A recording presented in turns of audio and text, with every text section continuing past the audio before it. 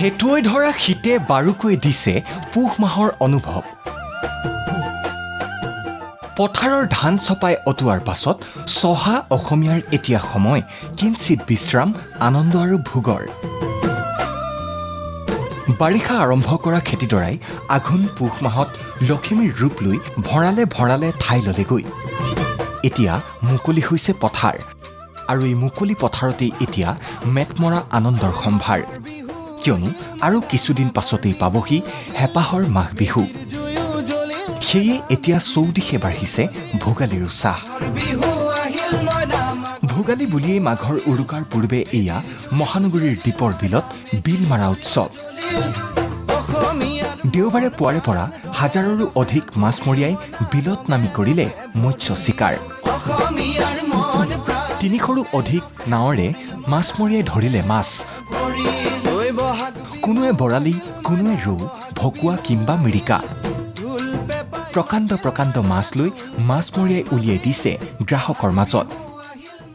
ইয়াতে আমি আজি ৰাতিপুৱাই আহিছোঁ, মানুহ চাওঁ বুলি আহিছোঁ। এটা মানে মানুহৰ কি যিটো এটা সমাগম, এই সমাগমটোত চবে মানে বৰ ভাল পায়। এইটো অঞ্চলৰ বৃহত্তৰ 9খন পাৰাই লগ লাগি পেলাই ইয়াতে মাছ মাৰে, আৰু এই মাছটো মোটামুটি আপোনাৰ 15 কিলো, 16 কিলো, 17 কিলোলৈকে মাছ হয়।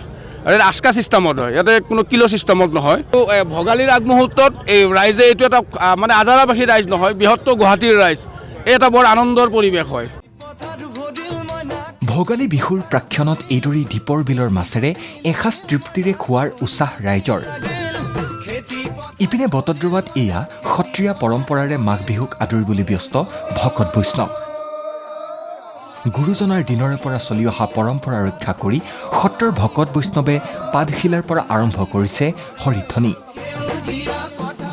গুৰুজনাৰ দিনৰ পৰা আজি পৰ্যন্ত এই বটদ্ৰৱা সত্ৰত ভকতিৰ মাৰ্গেৰে সেই মাঘৰ বিহু ভাগ উদযাপন কৰে। হেঁপাহৰ সেই ভোগালী বিহুটোক আদৰিবলৈ অসমৰ বিভিন্ন জাতি জনগোষ্ঠীয়ে যেনেকৈ হেঁপাহ আদৰে, আৰু আমাৰ বটদ্ৰৱাৰো সেই ভকত বৈষ্ণৱসকলে ভক্তিৰ মাৰ্গেৰে সেই মাঘৰ বিহুটো আদৰাৰ কাৰণে সম্পূৰ্ণ প্ৰস্তুতি চলে।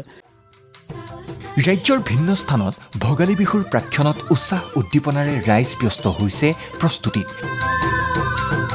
ধেমাজিত এইসকল মহিলাই আখলত আৰম্ভ কৰিছে পিঠা পনাৰ যা যোগাৰ। কোনোগৰাকীয়ে ঢেঁকীত খুন্দিছে পিঠাগুৰি, কোনোৱে চৌকাত ভাজিছে তিলপিঠা, ঘিলা পিঠা। মুঠতে ভোগালী বুলি মাথো ভোগৰে প্ৰস্তুতি। ভালেখিনি অলপ প্ৰস্তুতি লৈছোঁ। ইয়াতে মানে একেলগে ভাত চাত খাম বুলি ভাবিছোঁ, আৰু গোটেই পুৰুষ মহিলা একেলগে ইয়াত একগোট হয়, চবেই মানে ফূৰ্তি কৰিম। আৰু অলপ কাম বাকী আছে, কামখিনি কৰি আছোঁ।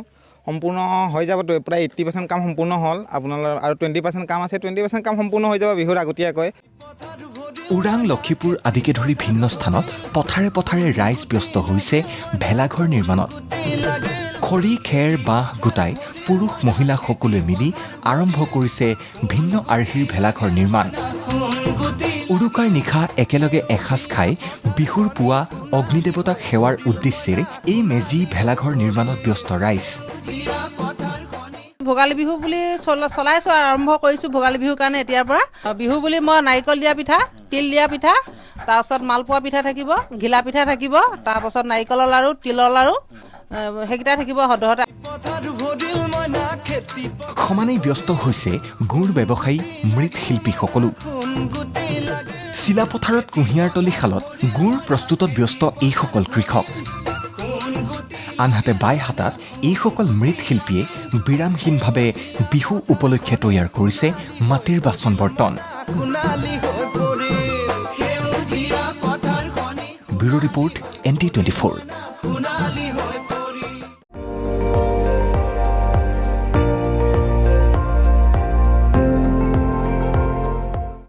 আপুনি চাই আছে ND24, সৰ্বশ্ৰেষ্ঠ নহয়, সৰ্বোত্তমৰ দৌৰ।